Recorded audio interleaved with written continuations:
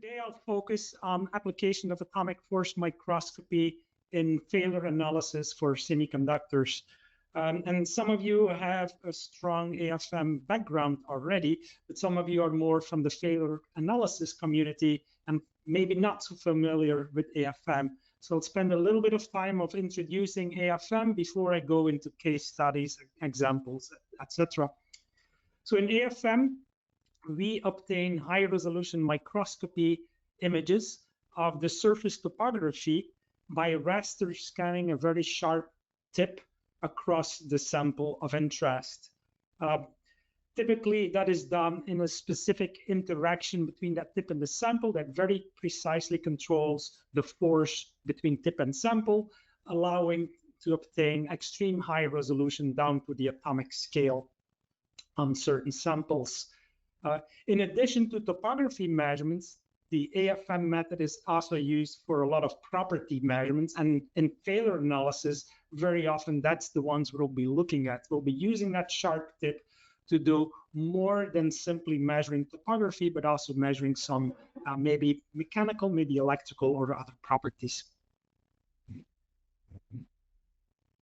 AFM, I like to look at AFM in terms of the application range in a map from that shows spatial frequency and height range of what samples can be covered.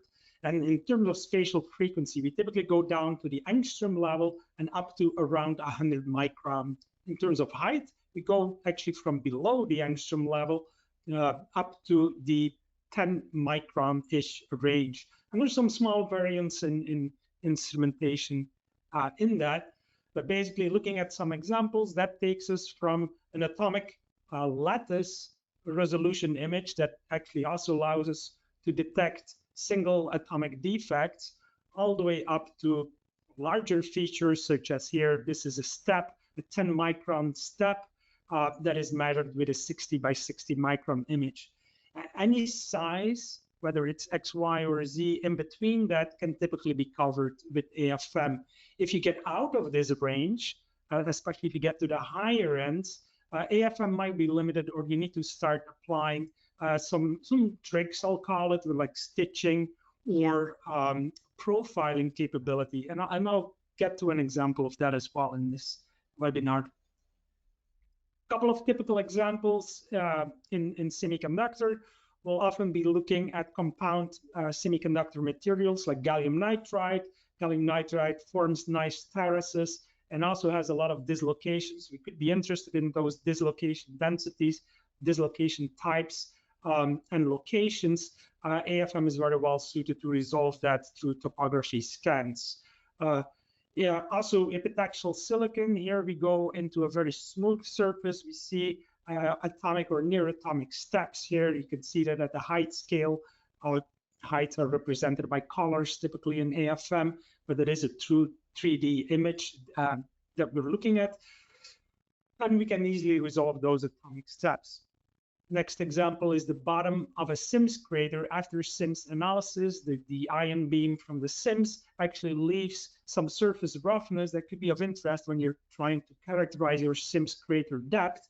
And not unlike the formation of the sand on the beach, similarly, the crater of a SIMS can look like that, and we can nicely resolve that again with AFM. Fourth example is a little bit larger scale, metal surface where we look at different orientations, grain orientations within that etched alumina symbol. Moving to maybe a more relevant, today's more relevant case study around hybrid bonding. Hybrid bonding is basically the, I'll call it the art of bonding together two wafers that have gone through a polishing process. And here are the two wafers represented, where there's copper pads and surrounded by a dielectric. The one wafer is flipped over and then bonded together through a hybrid bonding process. The amount of copper that is left or present after the polishing is extremely important to ensure that there is a good bonding contact, basically good electrical contact later.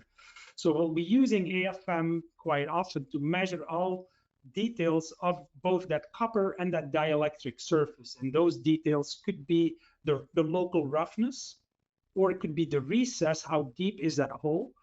The bonding process involves a thermal step where the copper will be expanding. So typically there's a bit of a recess. That the recess could be an important parameter impacting the hybrid bonding quality.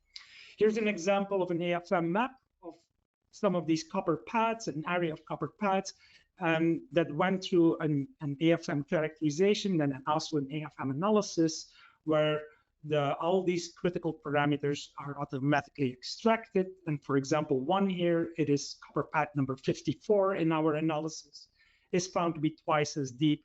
And that could become a serious issue. It could be a fail in terms of the electrical connectivity between when it gets bonded. So a lot of AFM measurements are applied in optimizing the CMP processes. Here's an example of 3 images from 3 different CMP processes that were worked on in collaboration with IBM and presented at the recent SPIE Advanced Litho Conference, where we see that recess strongly varies with CMP, and through AFM, we can optimize the CMP process to avoid failures down the line. In addition to that, I'll call that hybrid bonding example a roughness measurement. It's a pretty smooth surface. Another application segment of AFM in topography characterization is critical dimensions.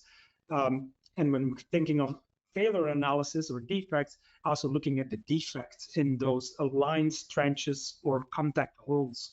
Here's a couple of examples. First one is a line space, where we're interested in the bottom profile of that trench tip. When we have an application like this, we obviously need to use a high aspect ratio tip and optimize also our tip sample interaction such that it nicely follows all the features of the surface and allow us to enter high aspect ratio features. In this case, we are interested in the bottom profile, where we can nicely resolve and correct and compare that to our model that we are expecting to see.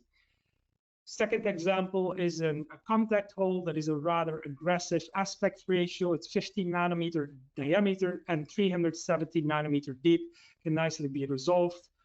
Here are slightly different contact holes, but now an array, 35 nanometer diameter, depth 90 nanometer. These numbers should give you a feel of how sharp that tip needs to be, as well, and how delicate that AFM imaging needs to be. But those can nicely be resolved.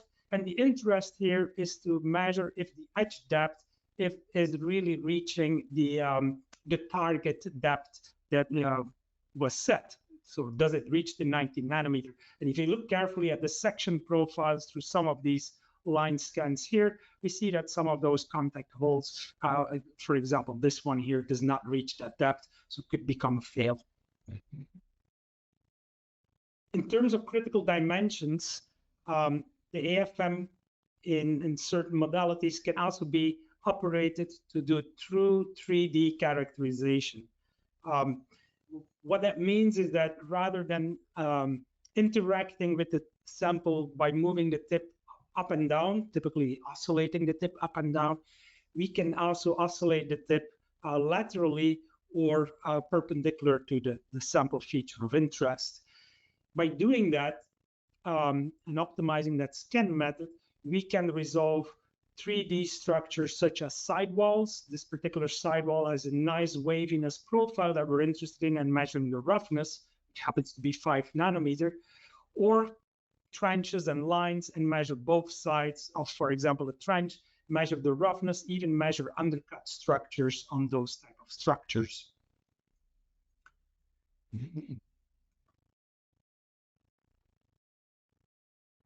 To wrap up the topography capabilities, I mentioned that the typical field of view, if you want to call it that way, for AFM runs up to 100 micron-ish.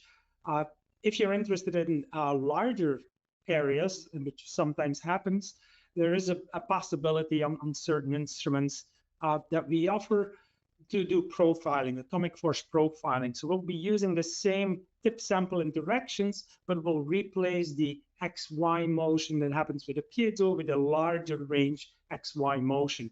This allows profiling, for example, here of 25 millimeters, still with AFM resolution, in this particular case, post-CMP, 3 locations on the wafer, and we're interested in measuring the dishing and erosion post-CMP in those different wafer locations and see if there's variations. Hopefully not, but if there are, we want to know them and characterize them again with our AFM scale of performance and resolution.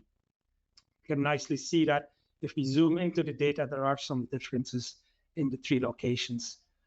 Today, an application where this is getting a lot of traction is also to profile the bevel edge.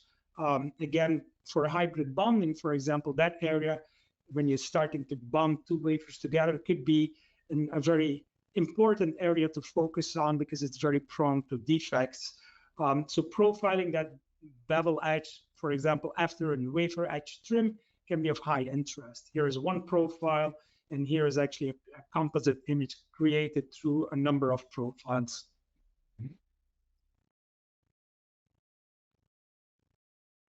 In terms of defect or failure analysis, one last topography example is where we use the AFM as